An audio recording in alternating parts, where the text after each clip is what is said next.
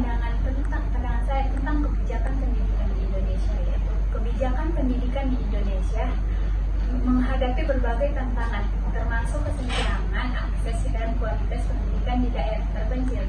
Meskipun ada upaya untuk meningkatkan pemerataan melalui kebijakan sistem zonasi, masih banyak aspek yang perlu diperbaiki untuk mencapai pendidikan yang lebih baik dan merata. Adapun tantangan dalam kebijakan pendidikan di Indonesia itu antara lain satu, kualitas pendidikan yang tidak merata. Kenapa? Karena itu terdapat perbedaan signifikan dalam kualitas pendidikan antara daerah perkotaan dan pedesaan yang mengakibatkan ketidakadilan dalam akses pendidikan. Yang kedua itu zonasi. Meskipun bertujuan untuk pemerataan, sistem zonasi seringkali menguntungkan siswa yang tinggal dekat dengan sekolah favorit, sementara siswa dari daerah yang jauh mengalami kesulitan untuk diterima di sekolah tersebut.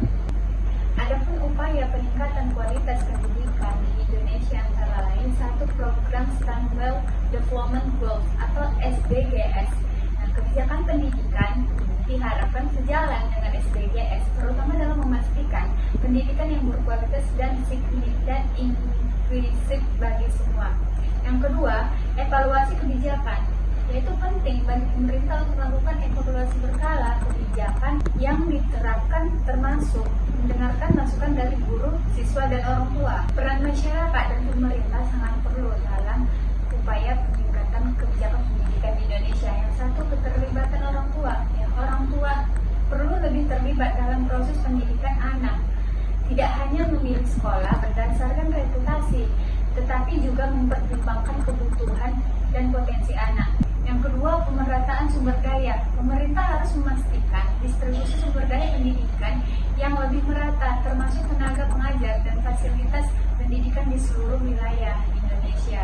Jadi kesimpulan dari materi yang saya sampaikan itu antara lain seperti secara keseluruhan, meskipun ada kemajuan dalam kebijakan pendidikan di Indonesia, masih banyak tantangan yang perlu diatasi untuk mencapai pendidikan yang berkualitas dan merata bagi semua anak. Upaya kolaboratif dari semua pihak diperlukan untuk menciptakan sistem pendidikan yang lebih baik. Baiklah, cukup sekian dari materi yang dapat saya sampaikan.